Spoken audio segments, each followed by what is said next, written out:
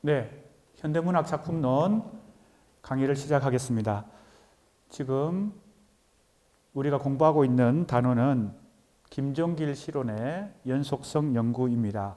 지난 시간에 김종길 첫 번째 시론집 시론에 대한 공부를 3장에서 했고, 이제 4장 두 번째 시론집 진실과 언어에 대한 내용입니다. 이 두 번째 시론집이 첫 번째 시론이라는 시론집과 어떤 변별성과 공통점을 가지고 있는지, 특히 우리는 연속성의 측면에서 지금 이 논문은 진행을 하고 있습니다. 진실의 시적 언어화라고 일단 이 중간 제목이 붙어 있는데, 우리가 첫 번째 시론집을 공부하면서 김종길 시인이 주로 T.S. 엘리어트로 대표되는 영미 이미지점 시에 영향을 받았다. 그리고 영미 신비평의 영향을 받았다. 이런 기본 전제하에 시와 시인의 분리라고 하는 즉 작품 자체를 작가나 시인과 연결해서 생각하지 않고 작품 자체의 독립적인 예술적 가치를 더 존중하는 그런 비평 태도를 가지고 있었다는 것을 공부했는데, 지금 이 두 번째 시론집의 제목에 등장하는 이 언어가 그 바로 작품 자체의 내재적 분석과 해석에 치중하는 그러한 비평 태도, 비평가의 태도를 압축하고 있는, 함축하고 있는 그런 용어가 되겠습니다. 반면에 이 두 번째 시론집의 제목에 나오는 진실이라고 하는 것, 이것은 우리가 조금 전에 대표적으로 영미 이미지점, 그 다음에 영미 신비평의 가장 중요한 특징 중에서 시와 시인의 분리를 얘기했다면, 이 진실은 시와 시인의 분리라기보다는 이 진실은, 이 범주는 어디에 속하나 하면 시 이전에 시인이 가지고 있는 어떤 내면적인 윤리적 가치라고 할 수 있겠죠. 진실을 중시한다는 것은. 그래서 이 진실은 작품 내적인 요소라기보다는 작품 외적인 요소라고 볼 수도 있습니다. 그래서 여기에 제목인 진실의 시적 언어화 했을 때 이 언어화 결과가 바로 작품 자체이고, 진실은 그 작품 창작 이전에 시인이 가지고 있는 어떤 내적 덕목일 텐데, 이 두 번째 시론집은 그런 의미에서 제목 자체가 이 시와 시인의 분리라고 하는 그 원칙과 원칙에서부터 상당히 벗어나는 그런 변화를 보여준다, 이렇게 일단은 볼 수 있습니다. 조금 자세히 이제 살펴봅시다. 김종길의 두 번째 시론집 진실과 언어는 1부 진실과 언어, 2부 시와 언어, 3부 한국 현대 시인론, 4부 한국 현대 시의 제문제, 5부 현대 시의 운명으로 구성되어 있습니다. 그 중에 바로 이 1부에 해당되는 진실과 언어 할 때 이 진실의 위상과 언어의 위상을 우리가 염두에 두면서 지금 이 두 번째 시론집을 분석해 볼 필요가 있습니다. 여기 시의 언어 할 때 이 언어는 역시 작품 내적인 것에 속한다고 볼 수 있죠. 시인론, 그 다음에 제문제, 한국 현대시의 제문제, 5부는 현대시의 운명으로 되어 있습니다. 1부는 이론적 측면에서 주체적 시론을 정립하고자 시도하고 있다. 이때 주체적이라는 것은 역시 서구 이미지점 시론이라든지 비평의 관점으로서는 영미 신비평을 선구적으로 수용한 그런 업적을 김종길 시인이 가지고 있다고 지난 시간에도 우리가 공부했지만, 그 서구 이론을 주체적으로 그죠? 수용한다는 뜻이 되겠습니다. 주체적 실론이라고 하는 것은 일부가 바로 이러한 것을 잘 보여주고 있기 때문에 일부를 우리가 유심히 공부해 볼 필요가 있습니다. 2부는 언어, 이미지, 운율 등의 관점에서 현대시를 규명하고 그 다음에 산문시, 실론 등에 대해서도 논의한다라고 되어 있는데 바로 여기 언어, 이미지, 운율 이것이 시의 구성 요소, 시의 내적 구성 요소라고 본다면 역시 2부에서는 내재적 비평의 관점, 다시 말하면 신비평의 관점이 잘 나타나 있다라고 볼 수 있습니다. 3부는 이육사, 유치한, 김현성, 조지훈, 박목월 시인론인데 우리가 이번 1차 과제물에서 한 중간고사까지의 우리가 공부한 10명의 시인들 중에서 한 명의 시인을 선택하고 선정하고 두세 작품을 잘 연결해서 하나의 관점으로 분석하는 것, 이것이 1차 과제였죠. 그리고 중간고사를 현장에서 볼 수 없게 지금 규정이 되었기 때문에 중간고사를 대체하는 과제물이 다시 공지되었습니다.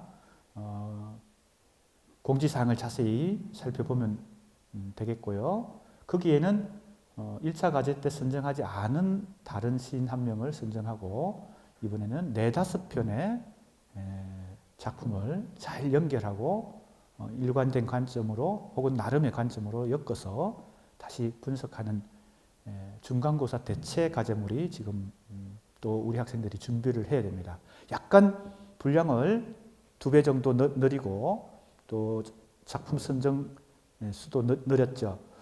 작품론이라고 하는 것은 대체로 작품 한 편 한 편을 집중적으로 분석하고 해석하는 것이고 작가론 혹은 시인론 하는 것은 그러한 작품론들을 종합해서 한 시인의 시세계 전체를 다루는 것입니다. 그래서 지금 우리가 1차 과제와 이제 중간고사 대체 과제물 이것이 지금 시인론을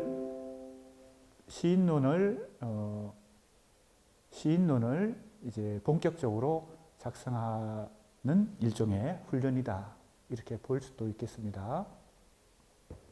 여기서 우리가 관심이 가는 것은 이 이육사, 유치한, 김현성, 조지훈, 박목월 이 시인들 5명의 시인을 이 3부에서 수록하고 있는데 이 시인들의 특성을 우리가 자세히 살펴볼 필요가 있지만 일단 그 전체적인 면면을 볼 때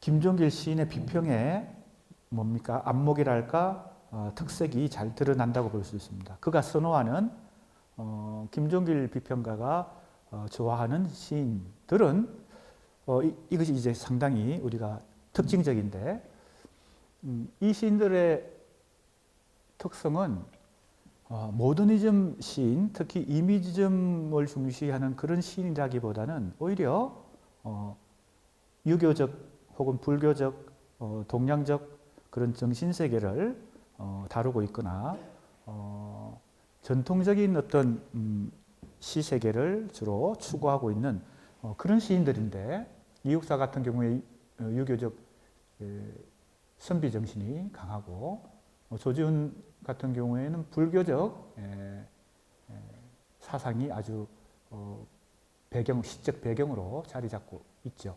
유치한 같은 경우에 남성적인 어떤 스케일이 큰 어떤 정신세계를 추구하고 있고 감정에 휩쓸리지 않는 어떤 바위와 같은 그런 묵직한 어떤 정신세계 이런 것들 역시 추구하고 있는데 그런 점에서 김종길 비평가가 주로 관심을 가지고 비평을 한 이 시인들의 대상이 서구 모더니즘 혹은 이미지즘의 영향을 받은 시인들이 아니라는 점도 우리가 주목해 볼 필요가 있습니다. 그런 점에서 이제 우리가 가장 먼저 김종길 비평에 대해서 공부하는 1장 머릿말에서 김종길 시인의 시적 특성일 뿐만 아니라 비평적 특성으로 이미지의 선명한 구사뿐만 아니라 이미지에 관심을 갖는 것뿐만 아니라 어떤 정신세계, 그죠? 동양적 정신세계에 또 상당히 중시한다는 것을 우리가 알 수 있습니다. 4부는 한국 시에 있어서의 비극적 항월, 그 다음에 장시의 가능성, 그 다음에 엘리어트의 영향. 역시 엘리어트가 여기서도 등장합니다. 엘리어트를 엘리어트를 중심으로 서구에서 형성된 20세기 이미지즘이라고 하는 새로운 사조, 그리고 엘리어트와 상당히 연관성을 가지고 있고 또 영미신비평이라고 하는 비평태도, 이런 것의 영향을 우리가 여기서도 살펴볼 수 있습니다.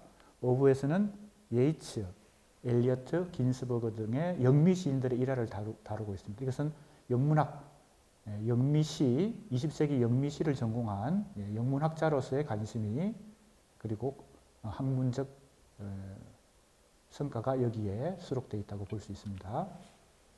자, 그런데 역시 중요한 것은 일부, 진실과 언어, 일부이겠죠. 왜냐하면 일부는 이론적 측면에서 주체적 실론을 정립하고자 시도하고 있으니까요. 자, 그래서 주로 이제 이 일부를 중심으로 이 두 번째 실론집을 특성을 살펴보겠습니다.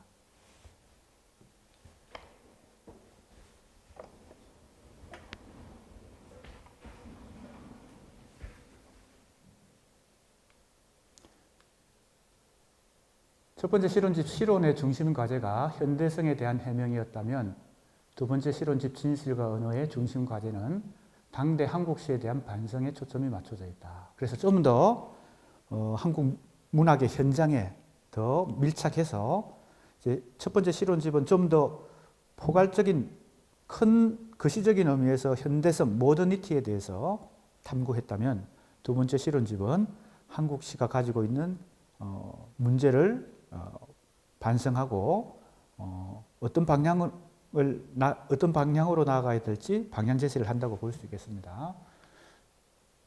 1960년대, 70년대에 이르는 한국시의 현황을 침체와 혼미로 파악하고 극복하는 것, 이것이 시비평의 과제다. 그래서 이 두 번째 실론집은 이러한 목표를 가지고 전개가 되고 있고요.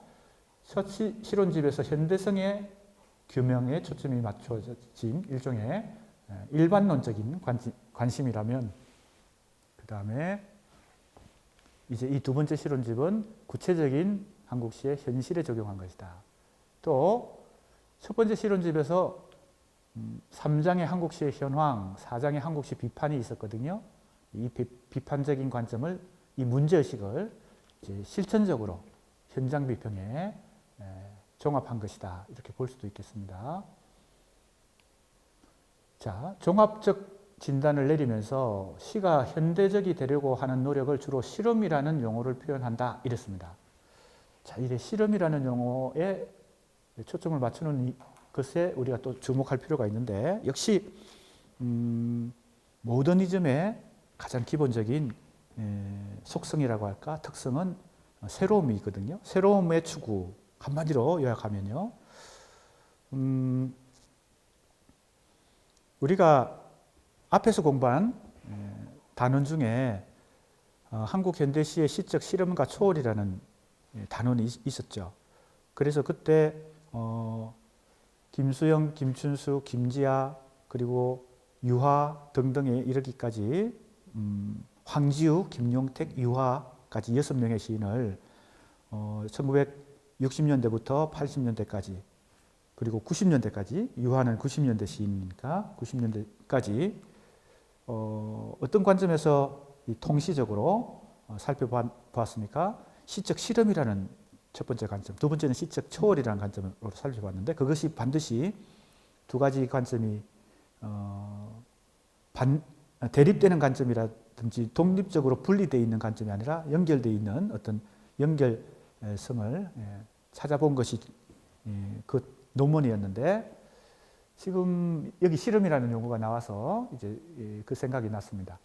그 논문도 김수영, 김춘수, 그 다음에 김지아, 황지우, 김용택, 유하에 이르기까지 실험이라는 관점에서 살펴봤는데, 그 실험이라고 하는 것이 가지고 있는 속뜻이 역시 새로움의 추구, 그리고 크게 보면 문해사조로는 모더니즘의 속성에 속하죠.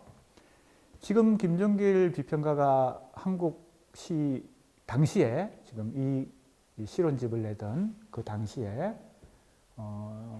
첫 번째 실론집에서는 한국시 비판도 하고, 두 번째 실론집에서 현재 한국시의 현황에 대해서 반성하고 진단도 하고, 그리고 주로 방향 제시를 실험이라는 측면에 맞추고 있다는 것도 우리가 주목할 만합니다.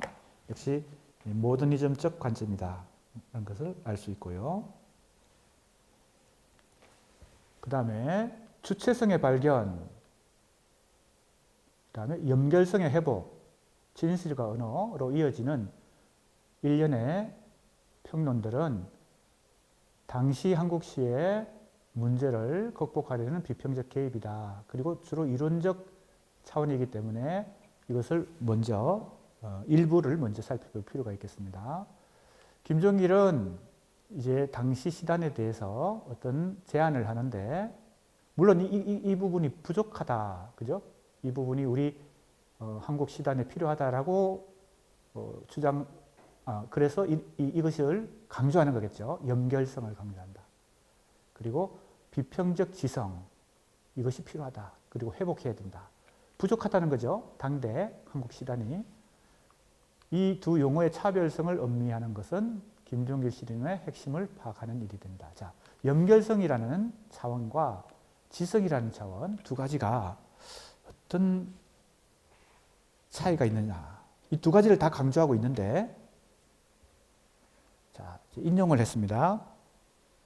예를 들어 필자는 최근 어느 자리에서 우리 시단에 대한 제언으로서 연결성 내지는 비평적 지성의 회복을 말한 바 있으나, 그것은 기실 두 가지의 다른 관점을 포함하는 주장이다. 그 경우에 연결성은 비평적 지성을 토대로 하고 있으면서도 전자가 윤리적인 관점인데 대하여 후자는 지적인 관점이기 때문이다. 이랬습니다.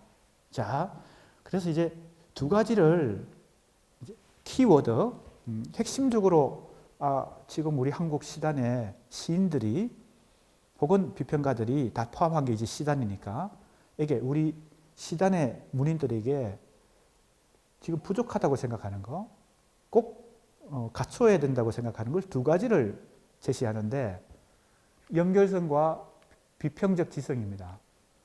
그래서 이렇게 얘기하는 것에서 우리가 뭘 확인할 수 있나 하면, 두 가지가 그 범주가 차원이 같은 차원은 아니지만 두 가지를 같이 동시에 요구하고 있다는 거죠. 그런데 이렇게 얘기합니다. 연결성은 비평적 지성을 토대로 하고 있으면서 이랬으니까 비평적 지성을 더 먼저 기본적으로 갖춰야 된다라고 주장하는 거죠. 그런데 그 비평적 지성을 기본적으로 토대해서 그것을 토대로 연결성까지 가져야 된다라고 생각하는 것인데, 여기서 우리가 뭘 엿볼 수 있습니까? 김종길 시인이자 비평가의 문학적 관점, 자신의 문학적 관점을 우리가 여기서 엿볼 수 있습니다. 이 비평적 지성이라고 하는 것은 어찌 보면 모더니즘적인 차원과 관련은 되고, 이 연결성이라고 하는 차원은 정신적 추구, 주로 그것이 동양적, 앞에서 나왔던 유교적인 것을 비롯해서 불교적인 것을 포함하고 동양사상 전반을 포함하는 그런 동양적 정신세계 전체가 이 연결성과 관련된다고 볼 수 있습니다. 그래서 전자는 윤리적인 관점이라고 했을 때 이 연결성이 전자죠. 왜냐하면 연결성 내지는 비판적 지성의 회복을 주장했다고 했을 때 이 전자는 연결성입니다. 이 윤리적인 관점은 우리가 신비평 혹은 20세기 서구 이미지즘의 이론에서는 시와 시인의 분리를 기본적으로 주장한다고 얘기했고 그것을 T.S. 엘리어트가 가장 강조했는데 이 연결성이라는 차원을 그죠? 윤리적인 관점이라고 얘기했을 때 이 윤리적인 관점은 작품 자체로서는 그죠? 물론 작품 자체에도 시인의 윤리적인 관점이 다 표현이 되어서 작품 자체에도 그것이 주제라든지 의미라든지 어떤 주제의식이 드러나겠죠. 그러나 지금 이 연결성은 작품 자체가 가지고 있는 어떤 의미, 주제만을 의미하지 않고 작품을 만들어내기 이전에 시인이 그죠? 인격적으로 가져야 될 어떤 측면을 얘기한다고 볼 수 있습니다. 후자는 지적인 관점이다. 이렇게 말하고 있죠. 이 두 가지를 어떻게 종합하느냐, 어떻게 조화를 이루느냐 이것이 김종길 비평가에 있어서는 비평가로서의 자기 과제였다. 이런 것을 다시 한번 여기서 확인을 할 수 있습니다. 자, 이제 설명을 조금 살펴봅시다. 연결성은 윤리적 관점인데 비평적 지성은 지적인 관점입니다. 이때 이 비평적 지성이 모더니즘과 관련된다고 하는 것은 약간의 설명이 필요한데 모더니즘 중에서도 특히 다시 둘로 나누어서 우리가 이전에도 여러 번 얘기한 것인데 영미 이미지즘과 유럽의 아방가르드로 다시 나누죠. 여기서 지성 비평적 지성이라고 하는 것은 주지주의적 관점인데 주로 지적인 면을 강조하는 그런 주의, 이게 주지주의인데요. 모더니즘이라는 문해사조적 개념이 일본을 거쳐서 한국으로 수입되는 과정에서 이 주지주의라는 뭐라고 할까요? 모더니즘의 속성을 한마디로 요약하는 일종의 설명이 일본에서 먼저 생겨났습니다. 그것이 이제 한국으로 수용이 되면서 주지주의라는 용어가 많이 사용됐거든요. 요즘은 많이 사용되지 않는 것 같습니다만 그때 주지주의는 이 모더니즘 중에서도 우리가 둘로 다시 구분했을 때 이미지즘 계열입니다. 특히 T.S. 엘리어트, 에즈라 파운드, T. 흉으로 대표되는 서구 이미지즘 시 운동 이걸 지칭해서 주지주의다. 그 속성을 설명할 때요. 아방가르드는 상대적으로 지적인 요소보다는 좀 더 비합리적이고 내면의 무의식과 충동 그리고 예술적 광기 이런 것이 무의식의 어떤 에너지 이런 것들이 더 강조되고 있습니다. 대표적인 이 아방가르드의 문해사조로 우리가 다다이즘, 초현실주의, 야수파, 입체파, 미래파, 독일의 표현주의 등등 많은 다양한 이 문해사조들이 다 그걸 총칭한 것이 아방가르드거든요. 심지어는 소용돌이파 이런 문해사조까지 있었습니다. 그만큼 인간의 내적인 욕망과 충동, 무의식의 에너지 이런 것들을 더 존중하기 때문에 이건 주지주의라고 할 수 없죠. 그러니까 영미 이미지즘에 국한해서 모더니즘을 주지주의라고 설명하는 것과 관련되어 있습니다. 김종길 비평가는 주로 아방가르드 쪽에 서구 아방가르드를 공부하고 수용했다기보다는 영미 이미지즘에 더 집중해서 학문적으로도 그렇고 비평가로서 시인으로서도 수용을 했기 때문에 이제 그런 것을 우리가 이해할 수 있습니다. 비평적 지성은 지적인 관점이라는 말은 윤리적 관점이란 시 이전의 시인, 즉 인간의 삶에 대한 도덕적 측면을 말한 것이다. 조금 전에 설명했죠. 이 윤리적 관점이 작품 자체에 내재된 관점 그것만을 의미하지 않고 작품 이전에 시인이 갖춰야 될 인격적 측면 이걸 얘기한다고 볼 수 있고 윤리적 도덕적 측면을 얘기한다고 볼 수 있습니다. 그런데 반면에 지적인 관점은 시인과 분리된 작품에 대한 객관적 측면을 즉 신비평적 관점이죠. 이거는. 자, 그러니까 김종길 비평가가 연결성 우리 한국의 시단에서 지금 필요한 것이 뭐냐 두 가지를 얘기했을 때 연결성과 비평적 지성을 얘기했을 때 사실은 순서로 보면 이것이 먼저 필요하다는 얘기를 하는 거죠. 이게 토대가 되어서 그 다음에 여기서 그치지 않고 연결성까지 가져야 된다. 이렇게 주장을 하고 있는 것입니다.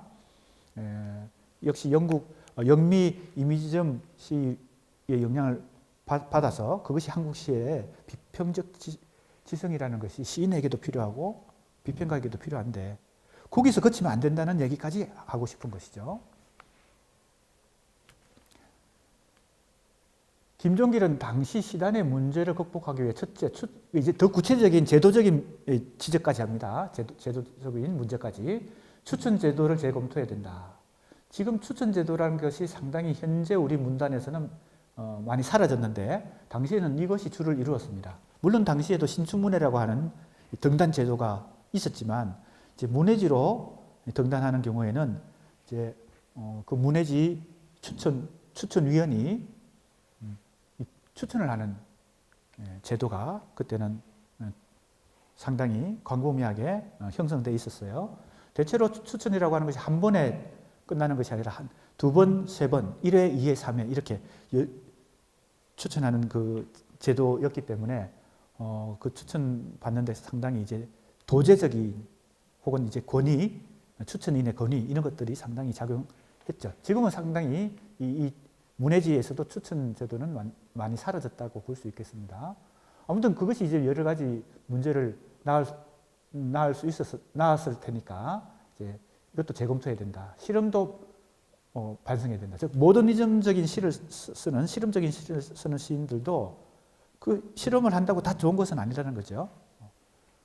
그래서 실험도 반성을 해봐야 되고, 셋째 순수대 참여 같은 양분법을 지향해야 된다. 이게 이제 우리 한국 문단에서 60년대 가장 큰 이슈가 순수 문학과 참여 문학의 대립이었으니까 이것도 지향해야 된다. 넷째 작품 발표와 시집 출간의 절제. 너무 시인들이 작품 발표를 많이 하고 시집을 많이 내고 이것도 절제해야 된다. 실제 김종길 시인이자 비평가는 과자가 적을 과자입니다. 작품을 적게 쓰는 대표적인 시인이자 비평가였어요. 비평도 그렇고 시도 많이 생산하는 것이 좋은 것은 아니다. 이런 얘기겠죠. 좀 더 수준 높은 작품을 선별해서 발표하는 것이 더 중요하지 양이 중요한 것은 아니다. 이런 구체적인 제안을 한 것입니다. 이 중 둘째와 셋째는 연결성과는 별로 관계가 없는 항목이다. 이렇게 얘기했어요. 금방 우리가 살펴본 두 번째, 세 번째, 실험의 반성, 셋째, 순수대 참여와 같은 양분법의 지향. 그러면 연결성과 관련되는 것은 첫 번째와 네 번째겠죠. 그러니까 너무 이 등단을 무분별하게 추천을 해서 신인을 많이 배출한다든지 또 작품 발표, 시집 출간을 너무 무분별하게 많이 생산한다든지 이런 것이 이제 다 연결성을 저해하는, 그죠? 방해하는 그런 요소다. 이런 얘기를 구체적으로 하고 있습니다. 한편 다시 그것이 순전히 비평적 지성의 문제다라고만 할 수 없다. 그러니까 연결성의 문제는 비평적 지성의 문제라고만 할 수 없는 어떤 윤리적인 문제, 도덕적인 문제하고도 관련된다.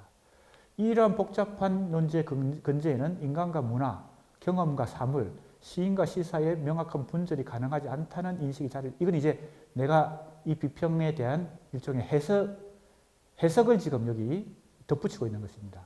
그러니까 시와 시인이 분리됐다면 시인의 윤리적인 문제, 도덕적인 문제, 즉 삶의 문제라고 그것은 작품과는 다른 문제다라고 분리를 해서 얘기할 텐데 김종길 시인이 지금 연결성을 계속 강조하고 있는 것은 시와 시인의 분리를 넘어서 비분리의 차원에서 얘기하고 있다는 겁니다. 이제 이 비평을 해석해 보면 그렇다는 거죠. 조금 더 인용해 봅시다. 그러고 보면 그 두 가지 주장에는 단순히 지적인 관점만이 아니라 어떤 정의, 그죠? 정의적인 관점. 이거 뭐 인간의 감정도 포함되고 의지도 포함되고 다 포함이 되는 거죠. 감정과 의지 혹은 지적인 측면에 의지와 감정과 뭐 인격적인 측면에 다 포함되는 뜻입니다. 정의적 관점이 포함되어 있다. 이 후자를 필자는 여기서 주체성의 관점이라 부르기로 하고 우리 시의 당면 과제를 두 가지로 나누어 생각한다 했습니다. 여기 주체성이라고 하는 것이 김종길 비평가가 나름대로 주체성이라고 하는 것은 이런 관점이라는 겁니다. 지적인 관점 플러스 정의적인 관점, 이거 두 가지를 다 종합한 것이 주체성이다. 이렇게 말하고 있습니다.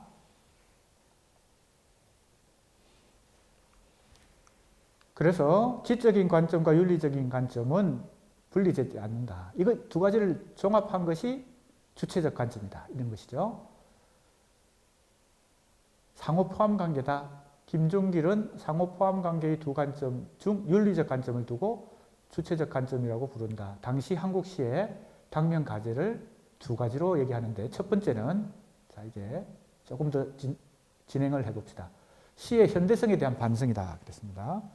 현대성, 즉 모더니티에 대한 탐구는 첫 번째 실론집 시론에서 이미 김종길 비평가의 주된 관심사였는데 이 두 번째 실론집에 오면 그 현대성 자체의 탐구에 초점을 맞추기보다는 그것에 대한 반성에 초점을 맞춘다는 것이 주목할 만한 부분입니다.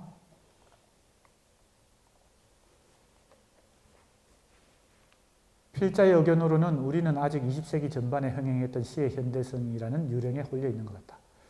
20세기 전반, 이게 이제 서구 모더니즘으로 대표되는 문해사조로 본다면, 물론 문해사조라고 하는 것은 문학과 예술의 영역에서 펼쳐진 어떤 모던한 현상을 모더니즘이라고 부른 것이고, 그러한 문학과 예술의 영역 이전에 사회 전반에서 변화의 양상이 있었겠죠. 현대화, 우리말로 번역한다면 현대화 혹은 근대화라고 번역할 수 있는데 모더나이제이션이죠. 사회 전체가, 국가와 사회 전체가 근대성 혹은 현대성의 세례를 입어서 제도와 뭐 산업과 뭐 법질서, 정치질서 이런 것들이 다 변화를 겪는 것, 이것이 현대화 혹은 근대화, 영어로는 모더나이제이션입니다. 그 속에서 한편으로는 그러한 현대화라고 하는 사회적 변화에 뭡니까? 같이 같이 흘러가면서, 같이 전개되면서 그 시대적 큰 흐름에 문학과 예술인들도 같이 포함되어 있으니까. 하지만 한편으로는 그 사회적 근대화, 현대화의 변화에 반발하고 예술적인 측면에서 벗어나려고 하고, 그렇죠? 저항하고, 이런 것이 이제 모더니즘의 특성이겠죠. 즉 미적 근대성의 특성이겠죠. 미적 현대성. 그래서 현대화라고 하는 사회적 변화가 있고 미적 현대성이라고 하는 어떤 그것에 한편으로는 동반하면서 한편으로는 반발하는 어떤 모더니티의 속성이 있고, 그 미적 현대성을 실천하면서 문학과 예술의 하나의 운동으로 혹은 흐름으로 펼쳐 보인 것이 모더니즘이고 이런 것입니다. 자, 그것이 20세기 초반에 전 세계적으로 유럽을 중심으로 펼쳐진 일종의 사회적 변화, 문학과 예술의 변화, 그 다음에 속성의 사고 방식, 속성의 변화, 이것이 다 연동되어 있는 거겠죠. 이것이 20세기 전반에 행행했던 시의 현대성이다. 이제 시의 현대성 그랬으니까 이때 모더니티는 현대 시가 가지고 있는 모더니티입니다. 그렇죠? 우리는 현대 시란 정적 이유보다는 지적이고, 자, 이것이 서구 모더니즘의 가장 기본 모토입니다. 왜냐하면 낭만주의가 감정, 정서를 중시했기 때문에 현대시, 20세기 현대시는 지성을 중시해야 한다. 이것이 엘리어트의 기본 시관이거든요. 리듬보다는 이미지에 치중해야 된다. 이것이 바로 객관적 상관물 이론이죠. 그래서 이미지점이라는 문해사조의 명칭이 붙은 것도 그만큼 시에서 감정이나 생각이나 그죠?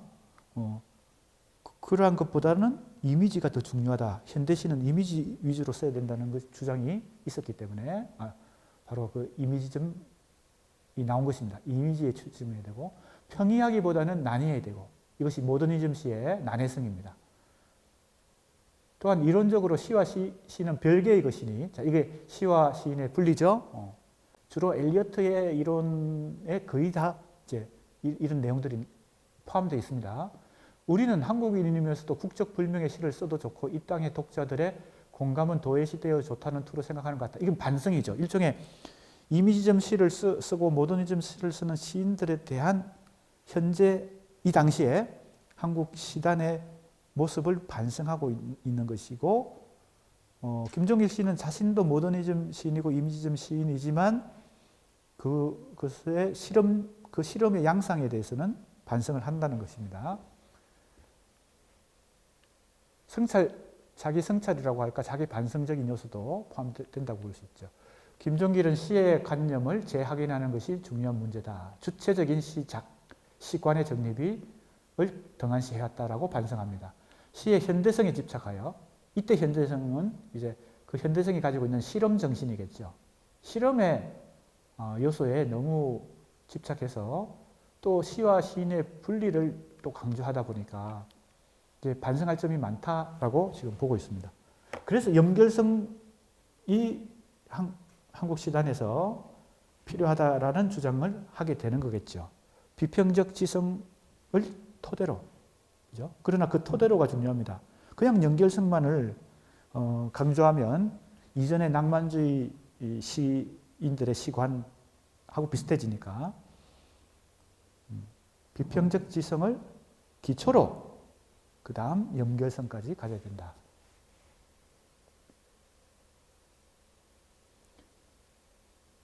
그래서 이제 자신의 생각을 주체적인 시관을 이렇게 이제 주장하게 되죠. 우리의 실정에 맞지 않고 이론적으로 온당한 것이 아니다. 시라는 것은 지정의 모든 정신력의 소상이고 이미지만 아니라 진술, 운율 등 정기능이 유기적 관련하여 성립하는 것이다. 또 무의미하게 난해할 필요가 없다. 그러면서 이제 난해성도 비판하고 또 시와 시인의 분리도 그런 경향도 비판하고 이렇게 되는 거죠. 그러니까 어찌 보면 엘리어트를 그냥 무분별하게 엘리어트 이론을 수용한 것이 아니라 엘리어트 이론을 수용하되 굉장히 한국 현실에 맞는 한국 시, 현 단계 한국 시의 방향에 맞는 주체적 수용을 지금 주장하고 있는 것이라고 요약할 수 있습니다. 이때 유기적 관련이라고 하는 것이 이제 사실 중요한 포인트인데 여기서 시를 유기적 관점에서 파악하는 것, 이것이 시인의 진실까지를 포함한다는 것입니다.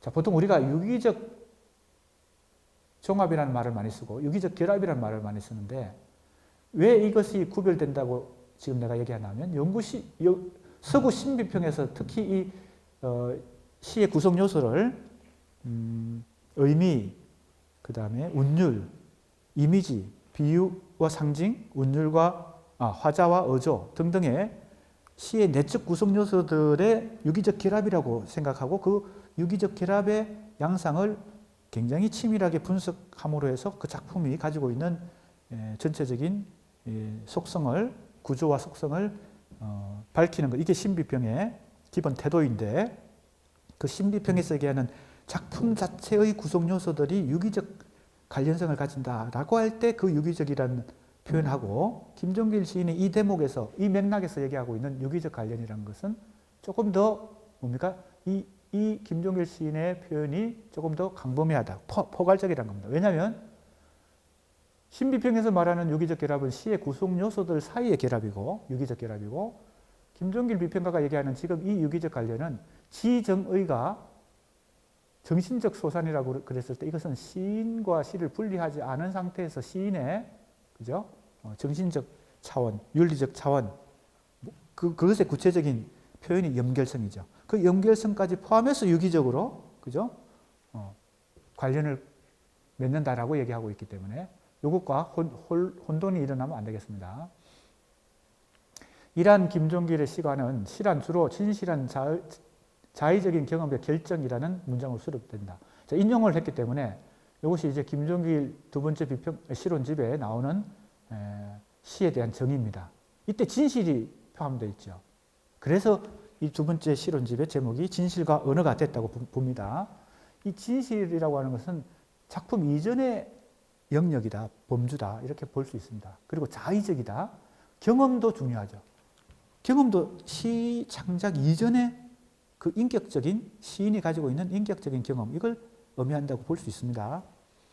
결정이란 것은 역시 이제 언어 변형의 과정을 거친 그죠? 어떤 결과물에 더 그 위상이 주어져 있기 때문에 이 문장 전체를 보면 진실, 경험 이것은 시인이 가지고 있는 것이고 자의적인 결정하는 것은 언어가 가지고 있는 즉 작품 자체가 갖고 있는 요소라고 본다면 진실의 언어적 시적 언어화라고 이 두 번째 김종길 두 번째 실론집인 진실과 언어를 이렇게 요약한 것은 지금 이 두 번째 실론집의 내용을 이제 검토한 이후에 분석하고 해석한 이후에 기납적으로 요약한다면 이렇게 요약할 수 있을 것이다. 진실의 시적 언어화. 김종길 비평가가 시인들에게 이것이 우리 시단에 지금 필요하다라고 강조하는 거죠. 이때 진실은 그죠? 아까도 처음에 얘기했지만 언어 이전의 차원이고 즉 시인이 가지고 있는 어떤 윤리적 덕목이고 인격적인 차원이고 그것을 시적 언어화한다. 그죠? 이 언어화의 결과가 시겠죠. 그래서 이제 이 두 가지의 유기적 관련성, 진실과 언어 사이의 유기적 관련성을 강조하고 있다. 이것이 핵심이 되겠습니다.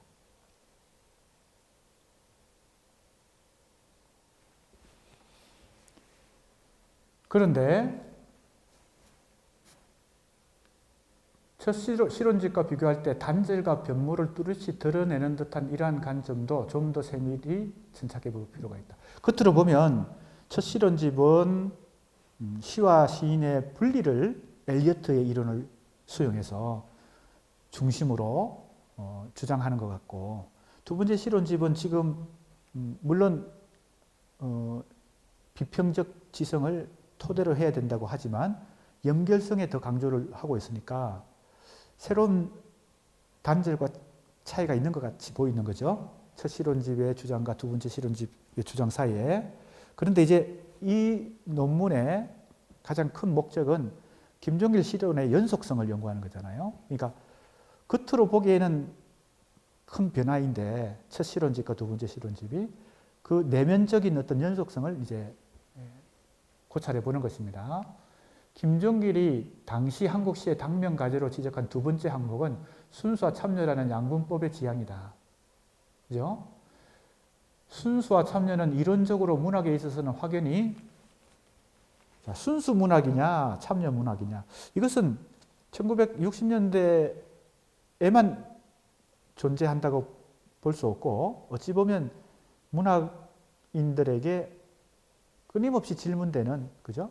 어떤 입장의 차이인 것 같이 보입니다. 너는 순수 문학이냐 참여 문학이냐 아니면 시를 쓰는 시인에게 당신은 참여 시인입니까 순수 시인입니까? 뭐 이렇게 물어본다는 거죠. 우리가 공부했던 바로 김수영, 김춘수 그 시인들이 활동하던 60년대에 가장 그것이 문단의 가장 큰 이슈였기 때문에 그 이후에도 뭐 지속된다고 볼 수 있죠. 그런데 김종길 비평가가 이렇게 얘기합니다. 확연히 구별될 성질이 아니다라고 전제하고 이렇게 얘기하죠. 이런 뜻에서는 비교적 더 순수한 시가 있고 비교적 덜 순수한 시가 있을 뿐이다. 그러므로 순수와 참여의 차이는 시적인 차이라기보다는 시인이나 비평가가 시의 사회적 기능 내지는 시인의 사회적 임무에 대한 견해의 차이이다. 그러나 그러한 견해는 결코 하나밖에 있을 수 없다거나 어느 하나만이 옳다고 하는 것은 어느 편에 서든 간에 독단에 불과하다. 게다가 그와 같은 차이는 견해의 차이로서 문제되는 만큼 시에 있어서는 문제가 되지 않는다. 왜냐하면 시의 성부, 성패, 보통 우리가 성패라는 용어를 쓰는데 그거 같은 뜻입니다. 성공과 실패, 뭐 이런 것이겠죠. 시의 성부는 시 이전의 견해나 의도의 차이에만 달려 있는 것은 아니기 때문이다. 이렇게 또 얘기를 합니다. 예, 상당히 유심히 우리가 봐야 되는데요. 자, 지금 이 문맥에서는 또 어디에 강조점이 주어져 있나 하면요. 자, 참여와 순수의 대립 중에서 그 이분법을 지양, 즉 극복해야 되는데 대체로 많은 시인들이나 비평가들, 즉 이 당시에 당대 문인들이 양분법에 빠져 있다는 겁니다. 이분법에 빠져 있어요. 그래서 아까 질문 내가 이제 예를 들었듯이 계속 질문을 받는 거죠. 남들이 질문하기도 하고 자기 스스로가 자기 검열을 하기도 하고 나는 지금 순수시를 쓰고 있나 참여시를 쓰고 있나 둘 중에 하나를 양자택일해야 되는 것처럼 이렇게 요구를 받는 것이죠. 그걸 어떻게든 지양 혹은 극복해야 된다고 지금 과제로 제시하고 있는데 김종길 시인이 비평가가 이 대목에서 얘기하는 또 이 관점은 시의 성분은 시 이전의 견해나 의도의 차이에만 달려 있는 것은 아니다 이랬습니다. 굉장히 극단적으로 얘기하지는 않고 있는 에만이라고 이제 조사가 붙었으니까 그런 측면도 있지만 거기에만 전적으로 달려 있는 것은 아니다. 이런 지금 문맥이거든요. 자, 이때 의도가 나옵니다. 시 이전의 견해가 바로 시인의 사상이나 주장이나 인격이겠죠. 시 이전에 시인이 어떤 생각을 갖고 있을 거 아니에요? 또 의도도 있을 거예요. 그게 참여 문학을 옹호하든 순수 문학을 옹호하든 그게 의도에 해당되는데 시가 최종적으로 성부를 거는 것은 성공이냐 실패하는 것은 그러한 시작품 이전에 시인이 가지고 있는 견해나 의도에만 뭡니까? 에만 한정되는 것이 아니다. 이런 얘기를 지금 하고 있습니다. 그렇다면 요 대목에서는 시와 시인의 분리라는 관점이 또 적용되는 것 같죠. 그러니까 상당히 우리가 유심히 세밀히 봐야 되는 그런 상황입니다. 김종길은 순수와 참여의 차이는 시적인 차이라기보다는 시인이나 비평가가 지닌 사회적 기능, 사회적 임무에 대한 견해의 차이다. 자, 그러니까 보세요. 지금 이 대목에서도 시적인 차이라고 하는 것은 작품 자체가 가지고 있는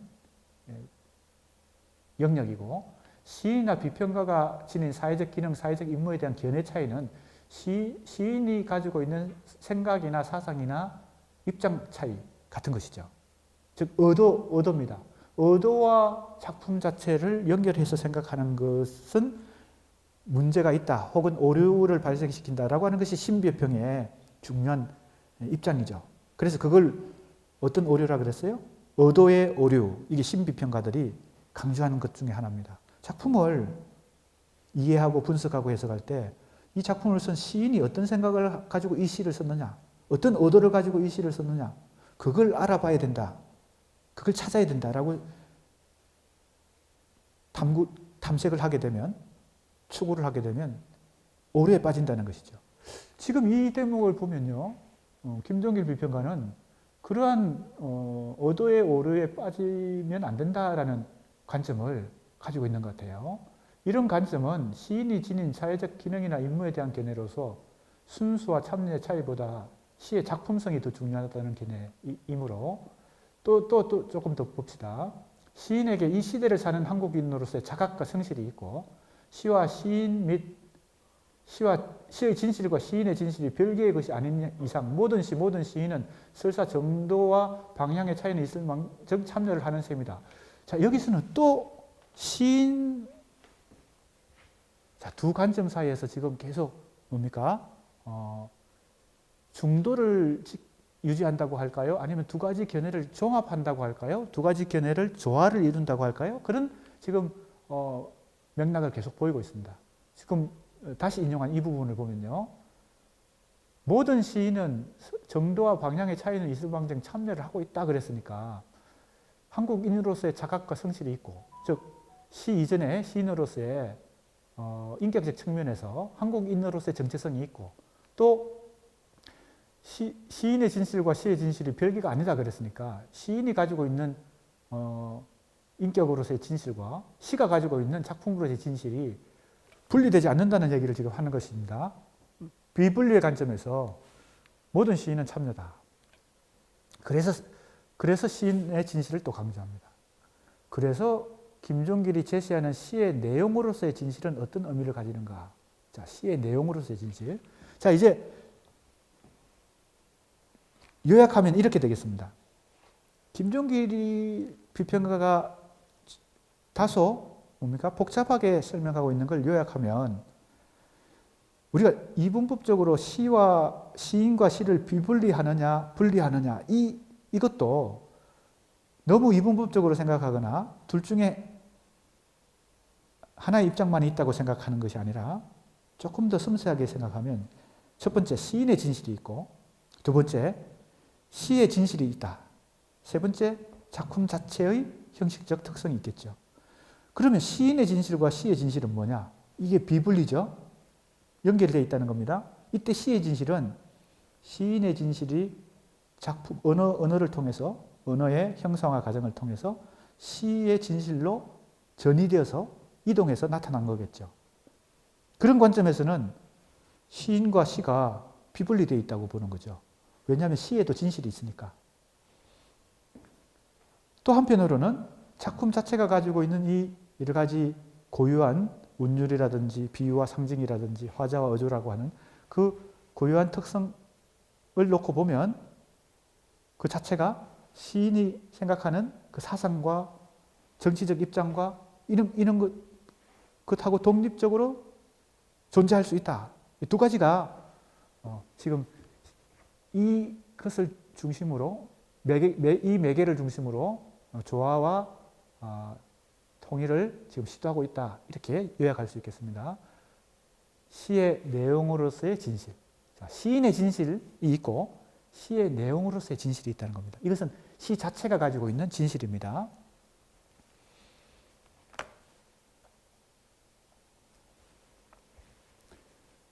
따라서 우리 시에 있어서는 대부분의 경우 시의 진실과 현실에 있어서의 진실은 매우 가까운 거리에 있어 대부분의 경우 작품의 화자는 시인 자신으로 보아 무방하다. 자, 이 관점이죠. 그러니까 엘리어트의 시와 시인의 분리 이걸 그대로 수용한 것이 아니고 기본적으로 그러한 영미 이미지즘의 관점을 기본적으로 수용해서 비평적 지성이라고 하는 것이 중요하다. 한국의 시단에서는 그것이 필요하다라고 1차적으로 주장하고, 두 번째 연결성이 그 토대 위에서 연결성이 필요하다라고 주장했을 때 그 연결성은 시와 시인을 분리하지 않는 차원인데 그 분리하지 않는 차원에서 핵심적인 개념이 진실입니다. 그 진실은 첫 번째는 현실에 있어서의 진실, 이게 시인이 가진 진실이죠. 그 다음에 시적 진실이라는 게 있다는 겁니다. 이 시적 진실은 시의 내용이 가지고 있는 진실이겠죠. 그런데 이것이 대부분의 경우에 작품의 화자가 시인 자신으로 보아 무방하다 그랬으니까 이게 분리가 아니란 겁니다. 작품의 화자와 시인을 연결해서 생각한다면, 그죠? 시적 진실과 시인의 진실을 우리는, 그죠? 매개, 연결을 시킬 수 있다. 이러한 경우 시인의 소재는 주로 그의 생활, 체험에서 얻어지기만 해요. 그래서 아까 앞에서 경험을 중시했죠? 아까 조금 전에 시를 어떻게 정의했는지 한번 봅시다. 자, 여기에 다시 나옵니다. 시라는 것은 지정의의 모든 정신력의 소산이고, 여기가 아니군요. 자, 한마디로 정의한 게 있었죠? 여기 나오네요. 시란 주로 진실한 자의적인 경험에 결정했을 때 이 경험, 그죠? 진실도 중요한 개념이고 경험도 중요한 개념이죠. 이 경험이란 말 속에 시인과 시적 화자가 분리되지 않는다. 그죠? 일치한다라고 하는 그런 의미가 포함되어 있다고 볼 수 있습니다. 시인의 현실 속에서 실생활 속에서의 체험과 현실의 경험이 작품의 언어에 결정되어 나타난다. 이렇게 말할 수 있으니까요. 다시 한번 봅시다. 생활과 체험에서 얻어지기 마련이다. 그럼에도 불구하고 현재 우리 주변에서는 생활과 체험에서보다 시적 언어의 실험의식, 자 여기 실험이 다시 나옵니다. 자, 실험이라는 측면에서 모더니즘 시는 실험이 중요하지만 생활과 체험에서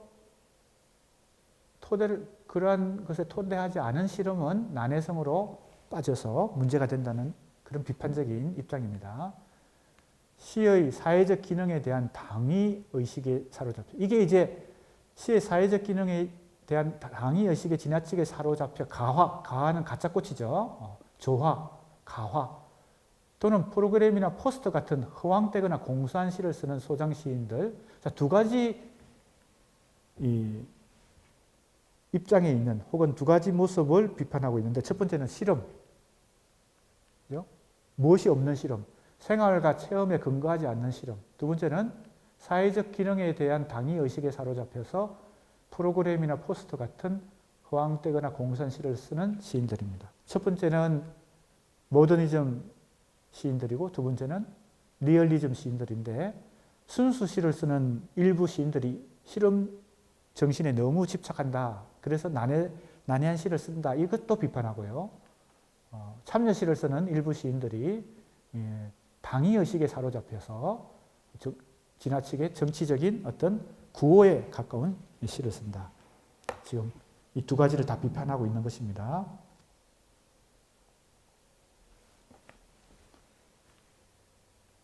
시에 있어서의 진실은 이게 시적 진실입니다. 시의 내용으로서의 진실이죠. 왜냐하면 시 자체도 의미를 갖고 있으니까 그 주제의 의미, 내용을 갖고 있으니까 그 속에 진실이라는 것이 시라는 이 작품 속에도 표현이 되어 있죠. 주제로. 그것이 이제 시의 내용으로서의 진실입니다.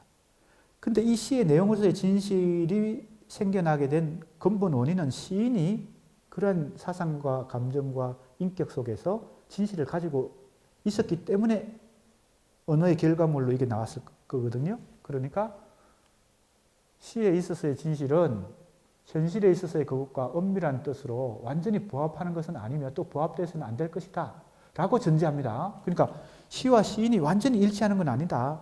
시인의 진실과 시의 진실을 완전히 같은 것으로 보면 안 된다. 이걸 전제하는 것이죠. 그렇게 하지만 시는 다른 예술에 있어서와 마찬가지로 어느 뜻으로든 현실의 모상이요. 그 자체가 또 하나의 현실이요.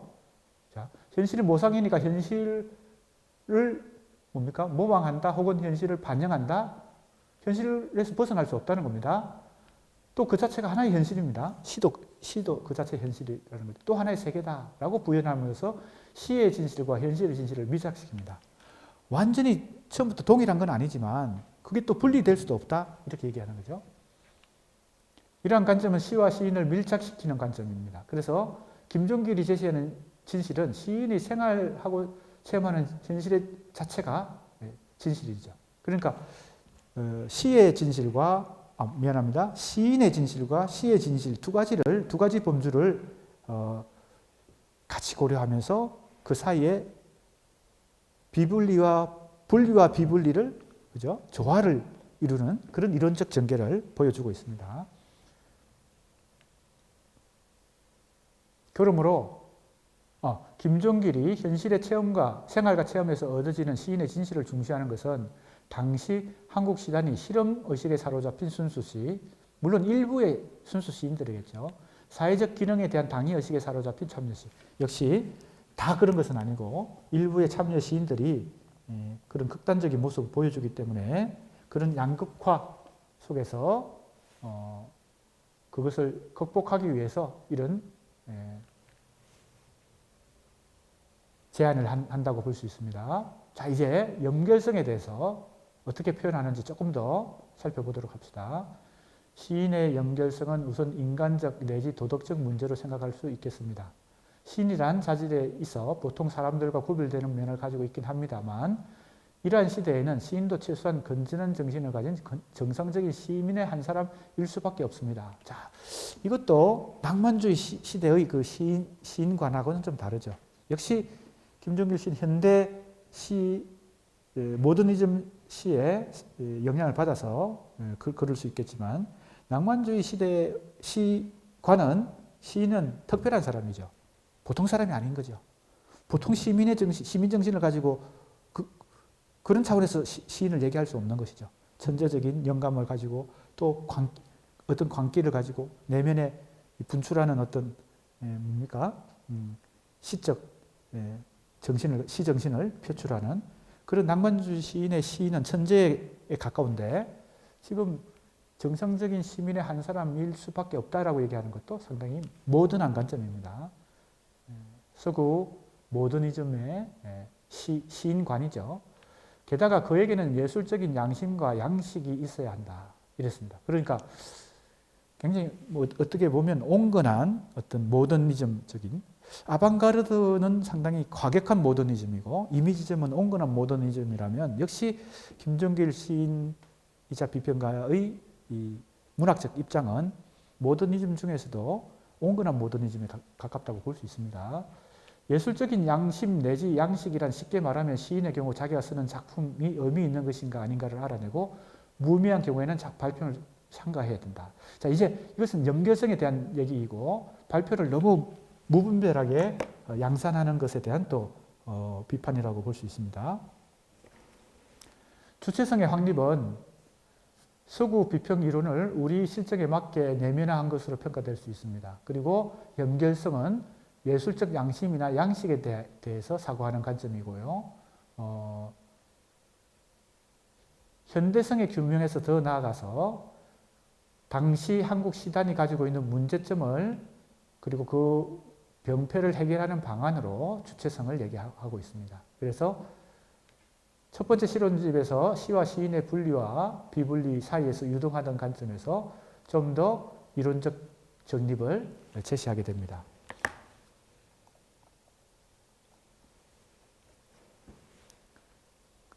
그 다음에 세 가지로 나누어 설명하는데 첫 번째, 언어의 형식적 조건이 충분히 갖추어지지 않았다. 시가 아직 수준이 못 미치는 수준 미달인 경우는 첫 번째 형식적 조건, 두 번째 형식은 갖춰져 있는데 의미를 충분히 나타내지 못했을 때, 셋째 앞에 두 경우에는 해당하지 않으면서 오늘날의 시로서 충분한 의미와 가치를 인정받을 수 없는 경우다. 이렇게 세 가지를 일반적인 얘기죠. 일반적인 얘기를 했습니다. 그리고 그 각각에 대해서 당대 시들이 가지고 있는 문제점을 구체적으로 얘기하고 있습니다. 첫째는 시의 언어가 어법 내지 문법을 벗어난 경우 독창적인 어법을 실험하더라도 그것이 시인의 양심과 양식에 맞아야 된다는 그 얘기를 하고 있습니다. 대표적으로 바로 실험시, 특히 난해성을 그리고 애매성을 보여주는 문제에 대해서 이렇게 비판하고 있는 것이죠. 어법이나 문법에서 벗어나는 경우. 실험 정신을 너무 강조하다 보면 그죠? 어법에서 벗어나고 난해하게 되고 그런 작품들이 지금도 있을 수 있지만 당시 시단에는 더 그것이 많이 그런 현상이 많았기 때문에 이런 비판을 하는 것입니다. 둘째, 시적 형식 이전의 내용에 관한 문제입니다. 시의 내용으로서의 진실, 자, 이때도 진실이라는 표현이 나오죠. 미흡한 인식이나 불충분하다. 그래서 시인에게 진실의 통찰이 있더라도 언어화되기까지는 시의 의미 내용은 되지 못한다 이랬어요. 자, 그러니까 이 부분 상당히 중요합니다. 지금 이 두 번째 실론집의 가장 핵심이라고도 말할 수 있는데 그래서 바로 요 용어입니다. 이렇게 압축할 수 있습니다. 진실의 언어화. 진실도 중요하지만 이 진실은 일단 시인의 진실입니다. 이것이 언어화 과정을, 언어 형성화 과정을 거쳐서 시의 진실로 제대로 자리 잡으려면 충분히 언어화돼야 되겠죠. 보세요. 설사 시인에게 어떤 진실의 통찰이 있다 하더라도 이것은 시인의 진실입니다.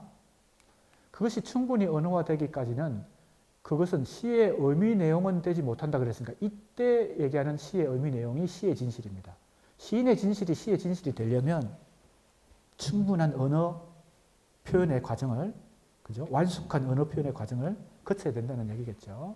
그래서 진실의 언어화라는 이 요약된 개념 속에는 그런 뜻이 다 포함이 되어 있는 것입니다. 시인의 진실이 시의 내용의 진실로, 물론 내용만 진실하다고 시가 우수하거나 뛰어난 시가 되지는 못하죠. 그 내용에 해당되는 형식적 어떤 유기적 결합을 통한 그 시의 진실에 해당되는 유기적 형식적 조화가 이루어져서 한편의 내용과 형식의 유기적 결합을 통해서 시가 완성돼야 되겠죠. 일단은 진실이라는 것은 시인의 진실이 시의 내용의 진실로, 그죠?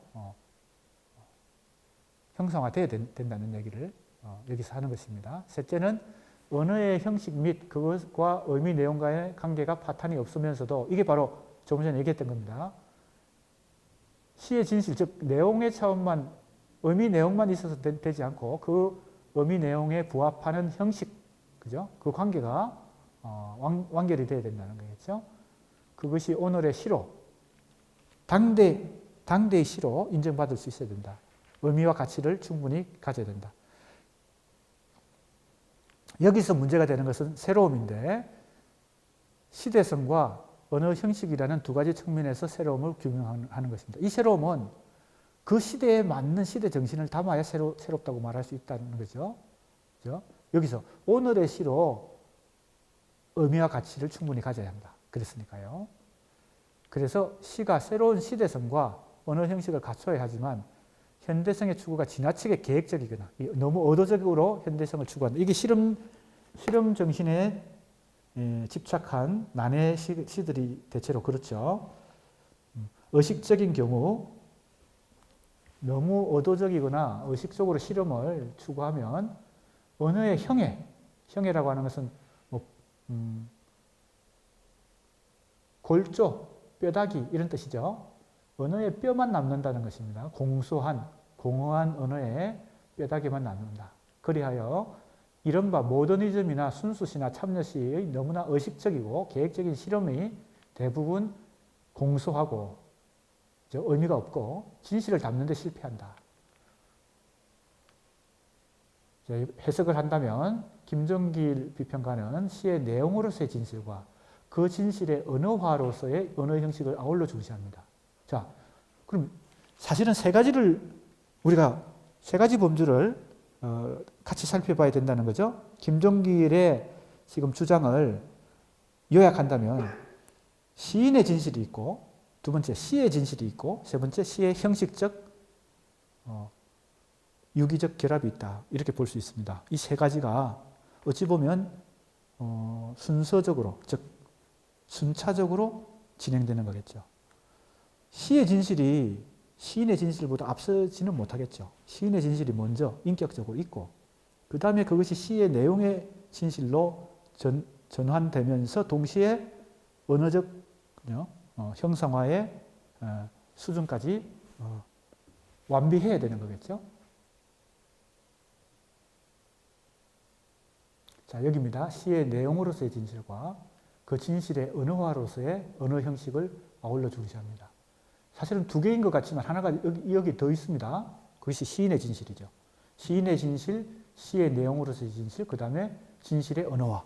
이렇게 세 가지 차원이 있다. 이렇게 정리하면 되겠습니다. 우리 수강생들이요. 의도적인 실험은 형식의 새로움에 치우쳐서 내용으로서의 진실을 담는 데 실패한다. 그래서 내용과 형식, 시인의 진실과 시적 언어화 사이의 조화와 균형을 중시한다. 시적 진실과 시적 언어의 합일이라고 요약할 수 있습니다. 자, 이제 김종길 시인이 지금 두 번째 실론집에서 주장하고 있는 것들이 어느 정도 윤곽이 나타났습니다. 시란 인생과 세계의 진실을 가장 고도로 조직된 언어로서 감동적으로 제시한다. 이제 시에 대한 정의가 조금 더 복잡해졌죠. 하지만 이제 지금까지 논리적 전개를 통해서 최종적인 이제 정의는 이렇게 되겠습니다. 인생과 세계의 진실할 때 이것이 바로 시인의 진실입니다. 고도로 조직화된 언어, 이것이 진실의 언어화입니다. 그죠? 감동도 있어야 되겠죠. 그러니까 가장 고도로 조직된 언어라 하면 시는 언어를 매개로 하는 예술인 가운데서 특히 고도의 언어 조직을 가진다. 다른 예술도 그렇고 특히 다른 문학도 그렇지만 시라고 하는 문학 장르는 특히나 더 고도의 조직된 언어가 필요하다. 그죠? 이것이 이제 진실의 언어화라고 볼 수 있습니다. 훌륭한 시작품에 있어서 언어의 형식과 내용, 그리고 말의 소리와 뜻이 하나로, 이게 바로 유기적 결합이라는 뜻이죠. 나눌 수 없을 만큼 하나로 되어 있다. 강렬한 쾌감 내지 감동을 준다. 자, 이제 조금 정리하고 마무리하도록 하겠습니다. 정리를 하겠습니다. 형식과 내용의 유기적 결합으로 보는 관점이죠. 따라서 두 번째 실론집 진실과 언어에서 구체화되는 김종길 실론의 핵심은 진실의 시적 언어화다. 이렇게 볼 수 있습니다. 이것은 한마디로 요약한 것이고 사실은 조금 그 속뜻은 세 가지가 결합되어 있죠. 첫 번째, 시인의 진실. 두 번째, 시의 진실. 이것은 내용으로서의 차원입니다. 세 번째, 진실의 언어화. 즉, 언어적 형성화의 수준.